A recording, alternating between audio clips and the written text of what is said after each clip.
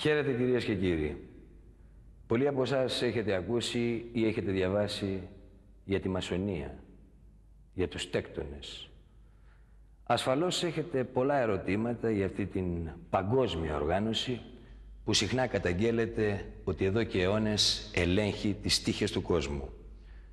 Οι πολέμοι του τεκτονισμού υποστηρίζουν ότι είναι παρακλάδι του σιωνισμού, ισχυρότατο όργανο του καπιταλισμού και του μαύρου κεφαλαίου.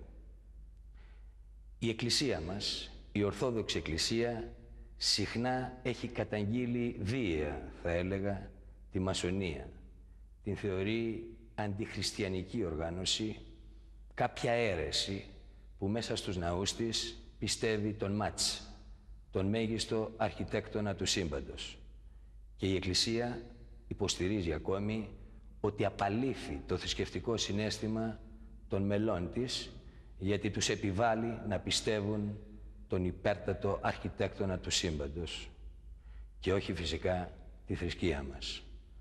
Από την άλλη πλευρά, οι τέκτονες υποστηρίζουν εδώ και πολλά χρόνια ότι είναι μία βιοθεωρία, ότι πιστεύουν και καλλιεργούν μία βιοθεωρία που εξυψώνει το χαρακτήρα του ανθρώπου, εξυψώνει τις αρετές του και προκρίνει σε όλες τις ενέργειες των τεκτώνων τη φιλαλληλία, προκρίνει την φιλανθρωπία.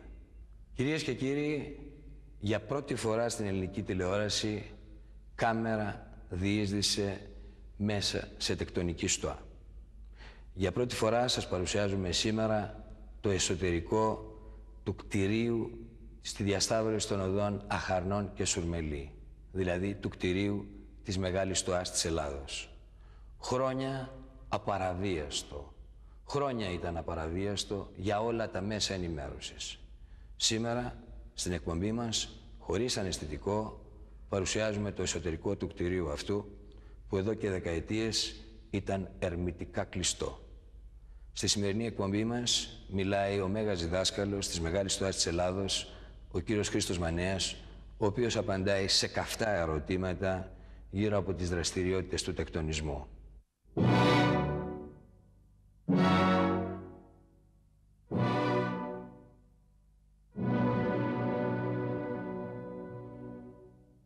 Τι γνωρίζετε για τους μασόνους? Για τους μασόνους, εδώ στην πλατεία Βάθηση, είναι Χαρνών. Τι να τους... ορισμένες προσωπικότητες υπάρχουν στη μασονία μέσα. Ότι έχουν κάποια σπηλιά, κάνουν κάποιες δικές τους εκδηλώσεις, ότι πιστεύουν στο χριστιανισμό βέβαια, αλλά έχουν και κάποιους άλλους θεούς. Έχουν ένα μέρος στο οποίο εκεί πάνε και προσεύχονται. Στο Α λέγεται αυτό το μέρος. Εκεί πιο πολλοί πολιτικοί, οι πιο δηλαδή μεγάλοι, Καραμαλής, Παπαντρέου και αυτοί είναι μασόνοι. Είναι η καταστροφή του τόπου, πιστεύω. Οι μασόνοι είναι ανεξάρτητοι τελείως από θρησκείες. Είναι ένας όμιλος ο οποίος αλληλοβοηθιέται και εγώ θα ήθελα μακάρι όλοι να γινόμαστε μασόνοι. Είναι μια αίρεση η οποία είναι, πιστεύω, πολύ μισθή στην Ελλάδα. Η Μασόνοι είναι μια οργάνωση η οποία υπάρχει χρόνια στην Ελλάδα και η σκοπή της είναι κατά κάποιο τρόπο κρυφή.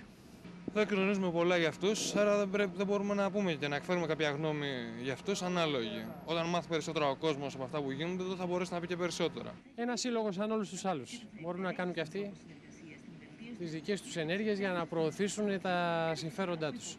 Ποιοι είναι οι μασόνοι, δεν τους ξέρω. Τρώνε με 10 μασέλες. Παίρνουν αποφάσεις γενικά για όλο τον κόσμο, μου φαίνεται, κάτι τέτοιο. Δεν ξέρω και πολλά πράγματα για τους μασόνους. Πάντως είναι μια κεφάλαιο μάλλον είναι αυτή. Ολιγαρχία νομίζω, κατά τη γνώμη δηλαδή. Άνθρωποι του κεφάλαιο. Αυτοί οι οποίοι να πούμε μασονιά να φάνε τα λεπτά τα δικά σου τα δικά μου. Μια οργάνωση πολύ κλειστή, με εκλεκτούς πάντα βέβαια. Τι γνωρίζετε για τους μασόνους? Γνωρίζω ότι είναι ανακατεμένοι πολιτικοί, οικονομικοί μεγάλοι παράγοντες και πλούσιοι άνθρωποι. Τέτοια φάση.